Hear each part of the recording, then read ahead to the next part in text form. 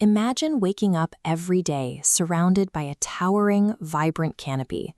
For your family, these woods are a sanctuary, a place of safety and belonging. In this village, the forest provides for your every need. It acts as your grocery store, your local pharmacy, and your hardware store, all rolled into one living ecosystem. Your daily routine is tied directly to the land. You spend your mornings grazing cattle, gathering medicinal herbs to treat illnesses, and picking wild fruits that your ancestors have harvested for generations. You rely on the changing seasons. Here, you can see villagers collect mahua flowers from the forest floor. You take exactly what you need to eat or press into oil, leaving the wider environment intact. You cut bamboo to build your home and weave your daily tools, and you hunt small animals to supplement your diet and keep your family fed. This forest defines your culture, your livelihood, and your identity. But consider what happens when a distant government decides they own your home. When the British colonial government expanded its reach into India, they viewed the landscape through a different lens.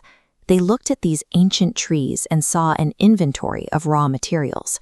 The British Empire required massive amounts of timber to build naval ships and to lay down thousands of miles of steel railway tracks. This photograph captures indigenous laborers converting large sal trees into railway sleepers, the wooden planks that hold the metal tracks in position. A single mile of railway required roughly 2,000 of these sleepers. To meet that staggering industrial demand, the colonial state realized they needed total control over the land.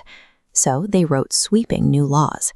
A series of colonial forest acts erased local ownership, officially declaring these ancestral woods as exclusive government property. Through these legal changes, the people who had managed the forest for centuries were redefined as trespassers on their own land. The colonial state divided the land into rigid legal categories to lock locals out of their own resources. The most valuable areas were classified as reserved forests. These zones held the best timber. Villagers were strictly forbidden from entering. You could no longer graze your cattle, gather food, or even pick up a fallen branch for firewood. Other tracts were labeled protected forests. Here, you might be allowed to collect a few basic necessities, but only under the watchful eye of colonial forest guards, who often demanded bribes or free food just to let you pass. The British also restricted traditional farming.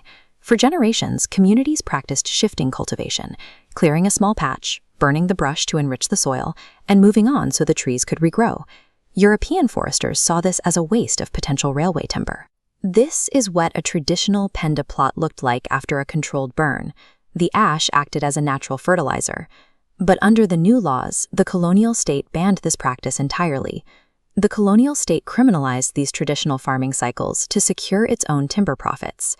This policy choice prioritized industrial needs over the ability of local families to feed themselves, systematically cutting off their primary food supply. Stripped of their land and their livelihood, these communities faced a harsh reality. To survive the sudden poverty, they were forced into labor for the exact same forest department that had just evicted them. Villagers were paid meager wages to cut down their sacred trees and build colonial extraction infrastructure. This photograph shows the Tanya system, where displaced locals were permitted to grow food only if they planted and tended the state's commercial timber rows. The laws were applied unequally. If a villager hunted a deer to feed their family, they were punished as a poacher. But at the same time, colonial officials killed large numbers of tigers and leopards as a sport. Within a few decades, a self-sustaining indigenous society was dismantled. People who had lived in balance with the forest for thousands of years were reduced to an impoverished labor force. It leaves us with a question to consider. When we talk about protecting forests today, who are we actually protecting them for? Can conservation succeed if it ignores the rights of the people who live there?